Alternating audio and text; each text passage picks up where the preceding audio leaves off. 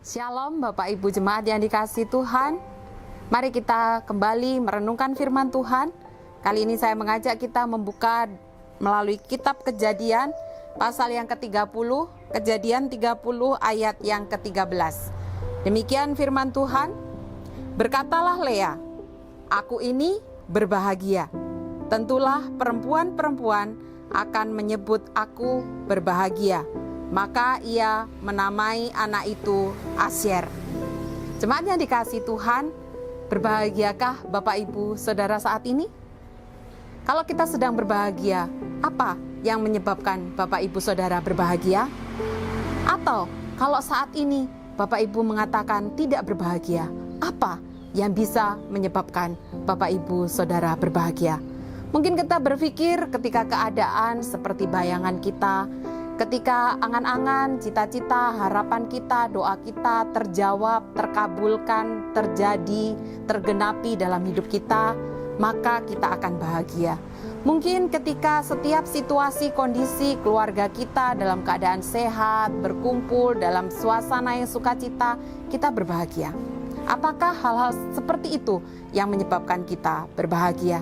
Kita mau melihat satu tokoh Alkitab yaitu Lea. Bagaimana kondisi yang dia alami saat firman Tuhan ini dituliskan? Lea adalah seorang dari istri yang bernama Yakub. Bagaimana situasi kondisi yang dirasakan? Lea dalam keadaannya sebagai seorang wanita, seorang istri, mengalami satu kondisi yang tidak ideal. Mengapa saya katakan tidak ideal? Karena sebenarnya Lea tidak dikehendaki oleh suaminya yaitu Yakub. Yakub ketika datang jauh-jauh kemudian bertemu dengan keluarga Laban, yang diinginkan Yakub untuk menjadi istrinya adalah Rahel, adik Lea. Karena Rahel dikatakan lebih berparas cantik, sikapnya lebih cantik dibandingkan Lea yang tidak berseri matanya. Dikatakan di Kejadian 29 ayat 17, Lea tidak berseri matanya, tetapi Rahel elok sikapnya. Satu pembedaan yang terjadi di antara mereka berdua, dan Yakub lebih menginginkan Rahel. Dalam kondisi yang demikian, tentu dalam hati Lea terjadi begitu banyak kepahitan, kekecewaan akan kehidupan ini. Ketika mungkin secara fisikal dia tidak diinginkan oleh orang lain, bahkan suaminya tidak menginginkan kehadirannya. Tetapi toh dia tetap bisa mengatakan, aku berbahagia. Aku ini berbahagia.